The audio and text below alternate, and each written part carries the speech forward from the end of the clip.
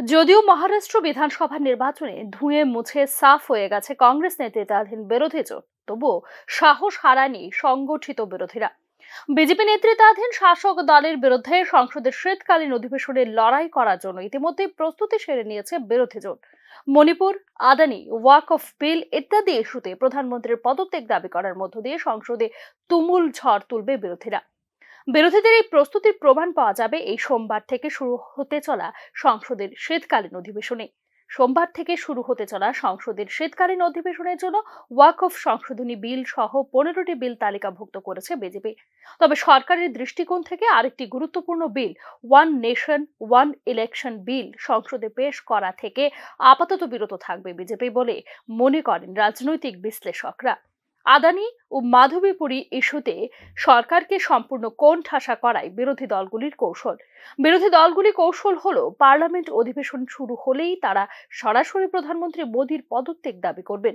লোকসভায় কংগ্রেসের কৌশল বাস্তবায়নের জন্য দলের শীর্ষস্থানীয়রা তাদের নেতাদের একটি তালিকা তৈরি করেছে। কৌশল নির্ধারণের জন্য এই নেতাদের অন্তত 3টি বৈঠক হয়েছে। হাউসে বক্তব্য রাখার জন্য এমন নেতাদের বেছে নিয়েছেন কংগ্রেস সভাপতি মল্লিকার্জুন খার্গে, যারা এখন পর্যন্ত আদানি ইস্যুতে সোচ্চার ছিলেন। অধিবেশনে যোগ দেওয়ার জন্য মনীষ তিওয়ারিকে চণ্ডীগড় থেকে ডাকা হয়েছিল, আর শশী থারুরকে ডাকা হয়েছে কেরালা থেকে। থারুর এবং তিওয়ারি ছাড়াও এই ইস্যুতে সোচ্চার হতে চলেছেন গৌরব গগৈও। তবে হাউসে পুরো বিষয়টির দায়িত্ব নিতে চলেছেন বিরোধী দলের নেতা রাহুল গান্ধী নিজেই।